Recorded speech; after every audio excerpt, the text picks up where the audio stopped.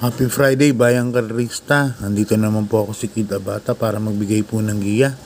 Ngayong araw nung Friday, no? January 26, 2024. Last Friday po ng buwan ng January. Yan. Verse 26 days na pala tayo ngayong taon na 2024. Yun. Inahalat tayo kay Gage Treasure. Sama ng tinakbo. Ako rin na-disappoint kung nataya kayo. Malamang malaki taya ako din dun. And then, laki anyway, ganun talaga karera. Hindi maganda yung tinakbo. Sobra. Na-disappoint ako talaga sa tinakbo na yun. Anyway, bawi na lang tayo susunod. At dun naman sa mga basher na ewan ko kung magkano natalo sa mga yun. May nag-comment pa sa YouTube ko, no? Nakaka-irita lang, pero hindi ko naman sana papansin, kaya lang kakabisit. Wag talo, ganun lang talaga yun. Ganun lang naman ang karera eh. Sugal yan eh. Hindi naman natin sinisiguro na mananalo. Dahil kasi kung siniguro natin mananalo yun, di tinodo ko na lahat ng asset ko dyan, di ba? Ganun lang talaga karera. So bawi-bawi na lang po tayo. At yun nga, second choice nga banderang tapos bullet, race number 1. Tapos yung race number 2 nanalo si Jengs Had Enough. Galing saning Freedom, no? Kabayan ni Boss Borek. Nahulog lang si Ray Adona. Pero sa kabutihang palad naman okay naman si Ray, no? Nakasakay naman siya ng mga sumunod na race, no? Kaya wala namang nangyari kay Ray Adona. At sayang yung Freedom, dehado rin. Sa Exotic, biglang nasigundo naman dikit kay Jengs Had Enough nung time ng race 2. At yung puro lamado na si Luke Skywalker, Namaskar, Primero Soldado, yan. Yung last race ni Gianchi, napakatapang talaga nung inete na Giberjo Mergalieta. Nabilib na naman na po ako kay Gianchi. Pumasok sa gitna. Napakasikip. Pinasok. Galing. Okay, start na tayo. Race number 1, 3-year-old and above maiden race. Yung katulad nga ng kanina, ngayong Friday, 8 races po tayo. Alas 5 po ang start natin. Alas 5 ng hapon as usual. At may dalawang pick 5 tayo. Race number 1, pick 5 po yan. First pick 5. So dito meron tayong 8 runners, no? But 7 betting option lang kasi may couple entry tayo. First case ko number 2 na si Star of the Future. Yun, may couple entry na si Bright Mind sasakay ni Joel Sego. Yung Star of the Future, tingin ko medyo batak na sa laban to. At may konting bilis din naman. Kaya dyan po ako Star of the Future. Sa ni BJ Guerra. Second case ko yung number 8, Over Assuming, no? Sa ni Jackie O'Neil Cortez. Ito si Over Assuming, magandang kabayo po ito. Kabayo nila Boss Melanie Habla. Nila Ma'am Melanie Habla. Ganda pwesto. Last to enter. Baka maganda pwesto nito. Pwesto kagad. So, dito 2-8 lang ako, no? Star of the Future saka Over Assuming. Okay, lipan tayo sa winner take all race number 2. Start race number 2 8, no? Distance natin 1,400 meters. Ito po yung group based on time, yung bagong handicapping po ng Piracom. 18 and 19 merge po siya. Dito may 5 runners po tayo. Pili po ako rito number 3, Prince Ice. Yan, sasakay ni Jackie Allison Pabilik. Para sa tingin ko medyo mababa po siya dito, no? Anyway, based on time nga yan. So kahit mataas nga grupo ka, kung ganun lang naman yung time na itatakbo for the last 3 runs, doon kasi sila nagbe-base sa yung last 3 runs average. So halos pare-parehas na sila. Pero dahil nga sa baba ng laban, dito ako number 3, Prince Aiza sa ni Allison Pabilik. Second case ko, lagay ang second case number 1, Little Annie. Ang sa ni Mark Alvarez. Alam ko kabahay ni Boss Alan Castro to eh. Number 1, Little Annie. Isang mabilis na kabayo. Ngayon, pag naunahan niya si Prince Ice dun sa lida, no? Baka makatapos siya, number 1, Little Annie. Kaya dito sa race number 2, dalawa pili ko, number 3, Prince Ice, saka number 1, Little Annie. Okay, di pa tayo sa race number 3, Bayang Carista, pisa ng pick 6 from races 3 to 8, no? Distance natin 1,200 meters kasi dito may 8 runners lang tayo. At ang first case ko rito, number 3, Takes the Gold. Yan, sa kanya Marlon P. Cañete. Diyan ako lalagay kasi ito may bilis po ito. May remate ng konti, no? Kaya yan ang first case ko, number 3. Takes the Gold. Ito Ginding, kaya nandito sa Ginding itong mabilis, kaya lang last 2 runs natin, last 3 runs parang hindi ko na nakitaan ng bilis sa malita to. Depende na lang siguro bukas, no? Sa Friday. Tapos second case ko yung bagong baba sa grupo, naging 9 placer, number 1, Honey Rider. Sa kanit si Aladwin ko lang, problema lang dito kasi distansya 1,200 meters lang, pero itong si Honey Rider kasi deremate to eh. Pero may takbo ring magaganda so 1,200 meters. Sumalay nyo, baka makaremate, no, kahit na maikli lang karera. Kaya dito number 3, Takes the Gold, saka number 1, Honey Rider ang pili ko. Okay, lipat tayo sa race number 3, Bayang Carista, rating base class 4, 16 to 21. Ito, bisa po ng second pick 5 from races 4 to 8. Distance natin 1,400 meters kasi dito meron tayong 10 runners but 9 betting option lang, no? First case ko rito, number 1, Agaron.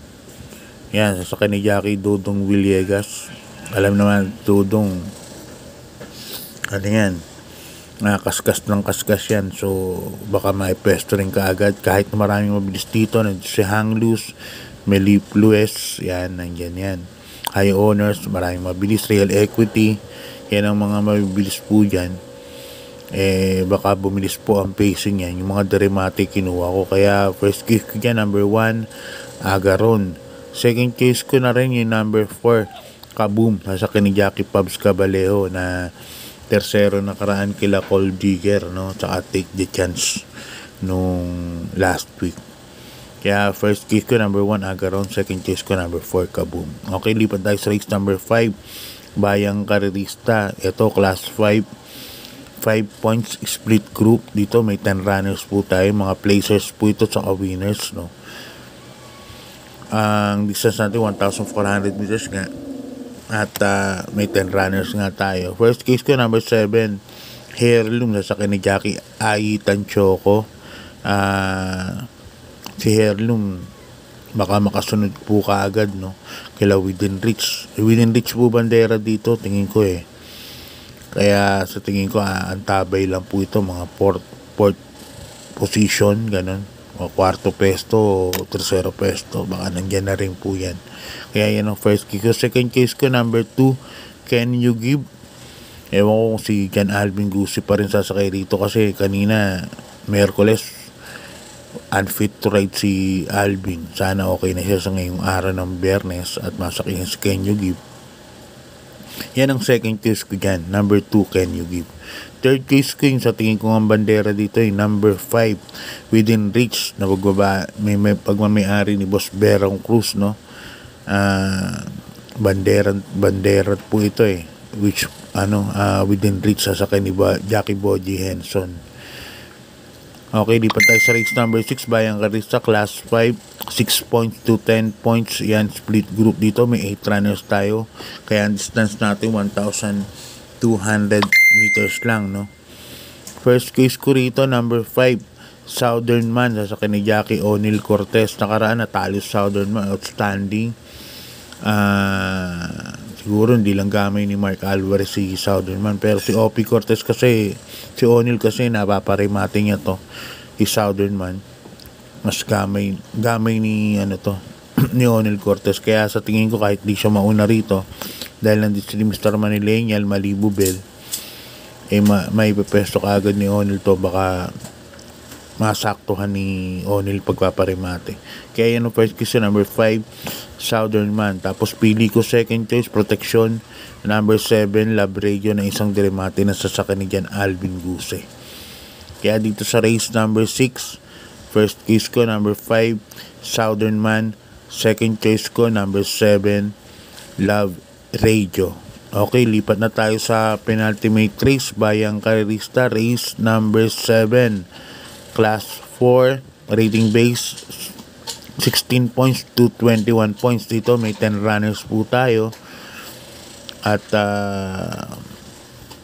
yun nga, may 10 runners tayo, no? 1,400 meters ang karera. First case ko rito, imported, number 8, Lucky Strike, sa kini Jackie Ace Aguila. Yan po first case ko dyan. Si Lucky Strike nun, sila California King ang kalaban. Pwede naman din pa rin mating ito, pero alam ko mabilis po ito si Lucky Strike. So, maraming mabilis dito sa karera na to eh. Nandito si Red, White, and Blue. Siguradong mauuna po yan. Malamang aantabay lang yan, Lucky Strike. Kaya ang first case ko dyan, Lucky Strike sa kanyang Jackie Ace Aguila. Second case ko yung number 10, Work From Home. Sa kanyang Jackie Pabs Cabalejo. Ang ganda numero Gis. Mas gusto niyo tumakbo po talaga sa labas. Yung number 10 na to, Work From Home. Kaya yan ang second case ko. Third case ko yung number 9, Grand Monarch. Ang may-ari ng Maceda Stable. Nila Kong Edward, Boss Oliver, sa kanyang brother Maki Maceda. 8-10-9 po ako para sa penultimate race number 7. Okay, di pa tayo sa race number 8, Bayang Karerista, class 5, 6 points to 10 points, split group. Dito meron po tayong 12 runners, no? Yan, but 11 betting option lang kasi may couple entry po tayo.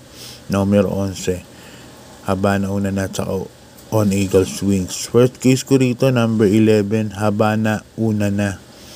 Yan, nakaraan, ang lakas po dumating yan. Pero dumating lang ng quinto, no? Pero ang lakas po ng dating yan. So, baka nagsilbing batak lang din nakaraan, no? Kaya yan ang first case. Ang ganda pa ng pwesto. Baka may pwesto kagad ni Ace Aguila. Kaya yan ang first case. Second case ko, number 6, Waray na, Mayda pa, isang dirimate rin. Ang sa kanyang Jackie Jeff Bakaykay. Third case ko, number 7, Bukas Grande Island, sa kanyang Mark Alvarez. May nakikita kasi ako mabilis dito eh, no? Sila Gold and Silver, Regal yan, baka magbakbakan kagad sa harapan yan. So yan, hanggang dito na lang. Shoutout muna tayo, no? Ang shoutout ko galing kay Boss Obet Arce, yan.